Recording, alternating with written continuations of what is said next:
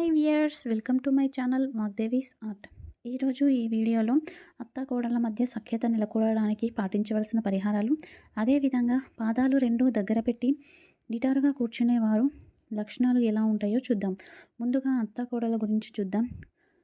ఒకవేళ కోడలు మంచిదై ఉండి గయ్యాలి అత్త దొరికిందంటే కోడలు పాటించవలసిన పరిహారం, అమావాస్య దాటిన తర్వాత తొలి సోమవారం నుంచి ప్రారంభించి 7 సోమవారాలు చేయాలి అండి.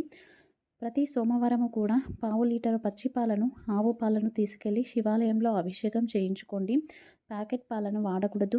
అలాగే తదుపరి అభిషేకం అయ్యాక 2 నాగకేసరాలను శివాలయంలో శివలింగం పైన పెట్టి, మా అత్తగారు నేను తల్లి కూతురులాగా కలిసిమెలిసి ఉండాలి అని సంకల్పించుకొని చేయండి. మీకు ఖచ్చితంగా శుభం జరుగుతుంది. ఇక ఈ పరిహారం మంచిగా అనిపిస్తే గ్యాప్ ఇచ్చి మళ్ళీ 7 సోమవారాలు చేయొచ్చు.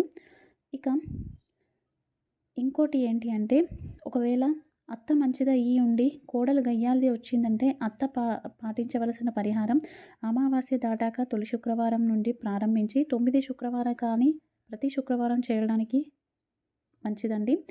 సగ్గుబియ్యం పాయసాన్ని లక్ష్మీదేవికి నైవేద్యంగా సమర్పించండి.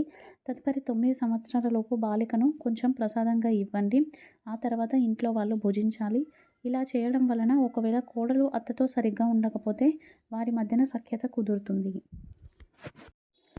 ఇక పాదాలు రెండు దగ్గర పెట్టి కూర్చునేవారు లక్షణాల గురించి చూద్దాం. ఇది చాలా మంచి లక్షణం అండి. ఎందుకంటే నిటారుగా కూర్చోవడం వలన వెన్నుకు కాళ్ళకు చాలా మంచిది. డైజెషన్ సిస్టమ్ కూడా ఇంప్రూవ్ అవుతుంది. వీళ్ళు చాలా రిజర్వ్డ్గా ఉంటారు అండి, గంభీరంగా ఉంటారు. ప్రతి దాన్ని తమలో దాచుకుంటారు. అలాగే పంక్చువాలిటీ అనేది బాగా మెయింటైన్ చేస్తారు. ఆఫీస్ విషయంలో కానీ ఇంటి విషయంలో కానీ కూడా టైం ప్రకారం అన్నీ చేస్తారు. ఎవరిని గుడ్డిగా నమ్మరు. ఏది నిజం ఏది అబద్ధం అని తెలుసుకొని నమ్ముతారు. ఎదుటి వారికి సహాయం చేసే గుణాలు ఉంటాయి అండి. ముక్కు సీటిగా మాట్లాడతారు. కాబట్టి ఇదే కొంచెం వీళ్ళతో జాగ్రత్తగా ఉండాలి. వీళ్ళు జాగ్రత్త పడటం చాలా మంచిది. ఇక వీళ్ళు గాసిప్స్ని ఇష్టపడరండి. వాస్తవానికి ప్రాముఖ్యత ఎక్కువగా ఇస్తారు.